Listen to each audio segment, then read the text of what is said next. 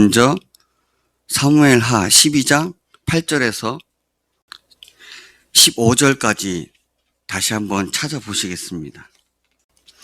내 주인의 집을 내게 주고 내 주인의 아내들을 내 품에 품고 두고 이스라엘과 유다 족속을 내게 맡겼느니라. 만일 그것이 부족하였을 것 같으면 내가 내게 이것 저것을 더 주었으리라.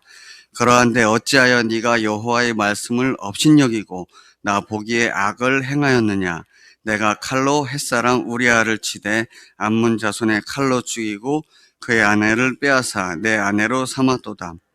이제 내가 나를 업신여기고 햇사람 우리아의 아내를 빼앗아 내 아내로 삼았은즉 칼이 내 집에서 영원토록 떠나지 아니하리라 하셨고, 여호와께서 또 이와 같이 이르시기를 보라, 내가 너와 내 집에 재앙을 일으키고 내가 내 눈앞에서 내 아내를 빼앗아 내 이웃들에게 주리니 그 사람들이 내 아내들과 더불어 백주에 동참하리라. 너는 은밀히 행하였으나 나는 온 이스라엘 앞에서 백주에 이 일을 행하리라 하셨나이다 하니, 다윗이 나단에게 이르되 내가 여호와께 범죄하노라 하매 나단이 다윗에게 말하되 여호와께서도 당신의 죄를 사하셨나니 당신이 죽지 아니하려니와 이 일로 말미암아 여호와의 원수가 크게 비방할 거리를 얻게 하였으니 당신이 낳은 아기가 반드시 죽으리라 하고 나단이 자기 집으로 돌아가니라. 아멘. 오늘 말씀을 보시면 어제는 이스라엘 땅에 기근이 있었습니다. 기근의 시작은 사울 왕으로부터 비롯된 것이고요. 그 사울 왕으로부터 죽임을 당했던 사람들의 그 행위를 여호와께서 갚아주십니다.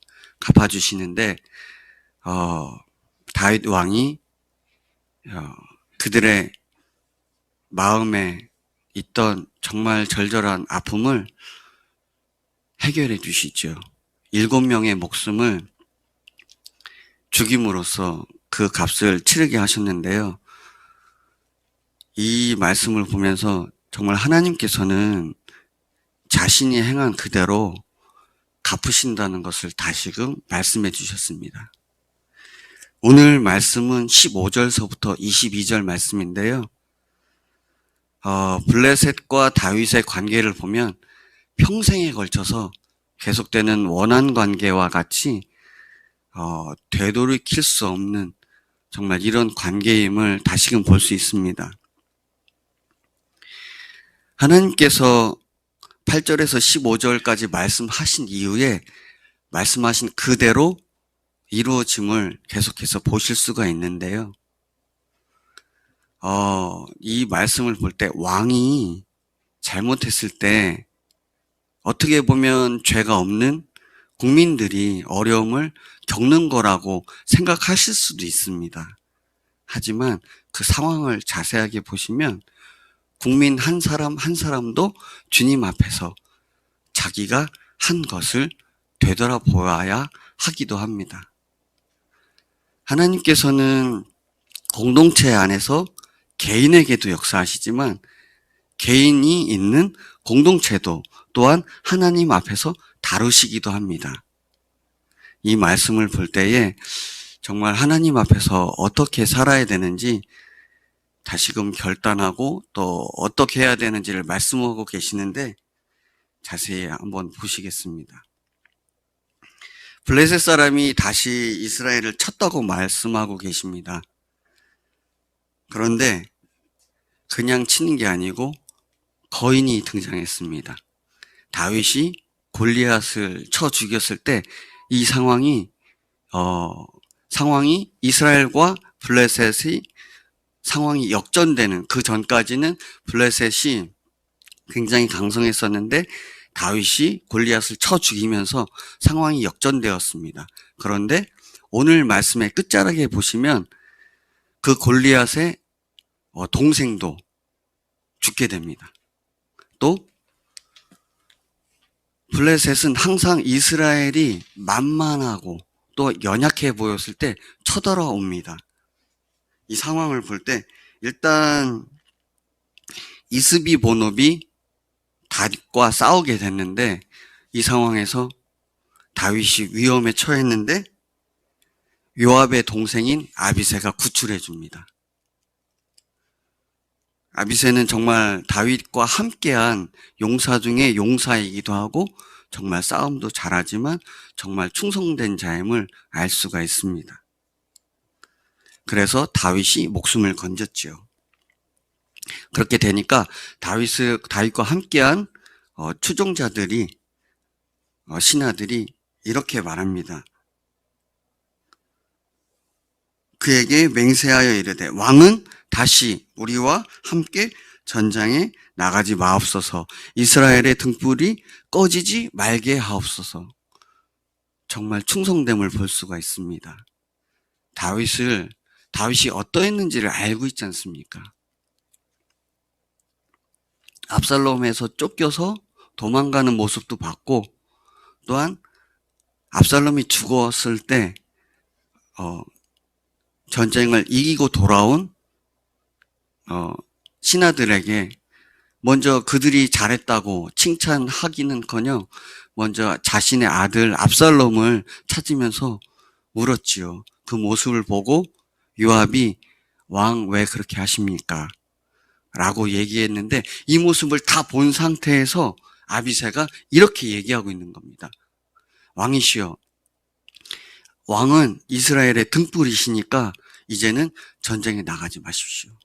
저희가 나가서 싸움을 하겠습니다. 그렇게 하는 대목이기도 합니다. 그 후에 또 블레셋이 쳐들어왔습니다. 이번에는 곱이란 데서 전쟁을 하게 됩니다.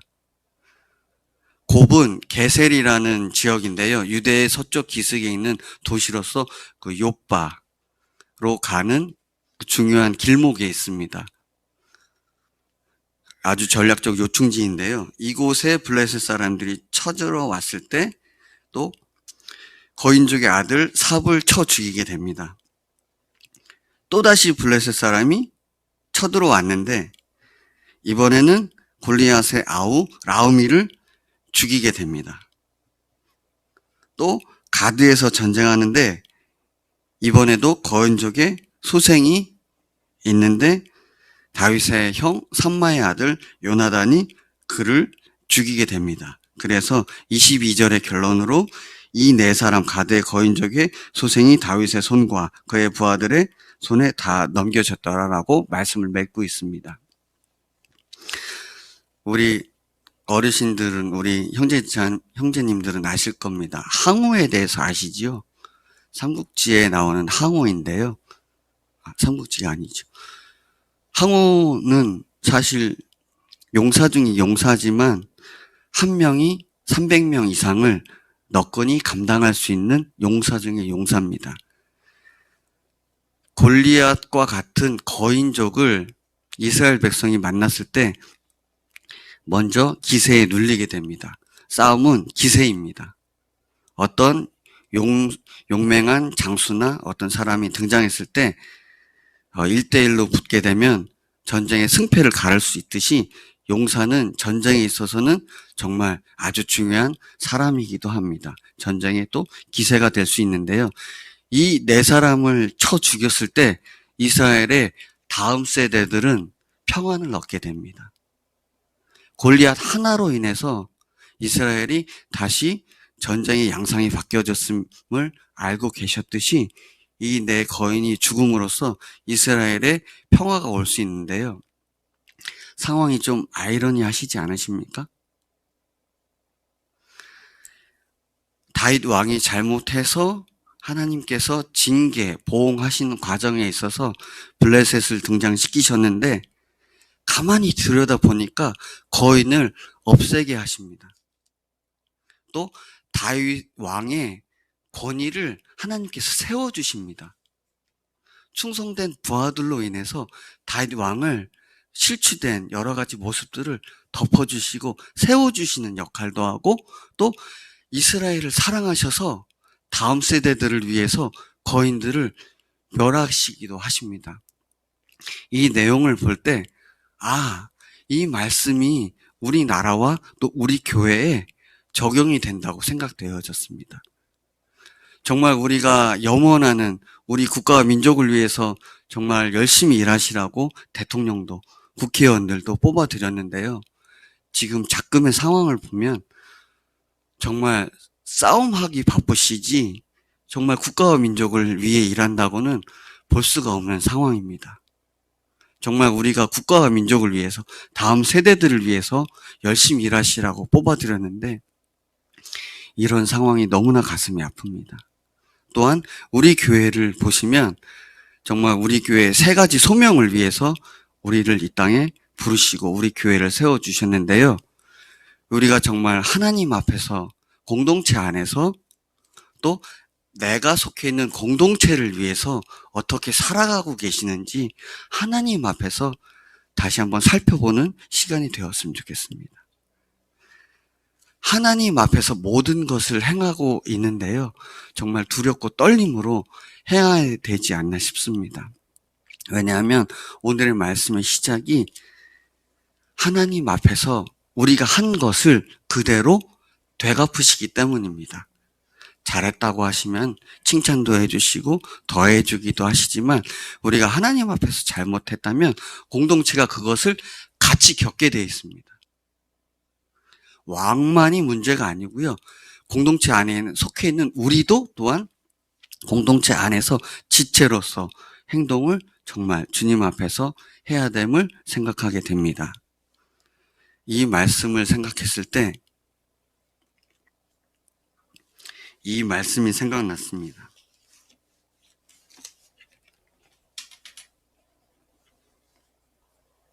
로마서 5장 8절부터 11절까지인데요. 한번 오늘은 찾아보시겠습니다. 로마서 5장 8절에서 11절입니다.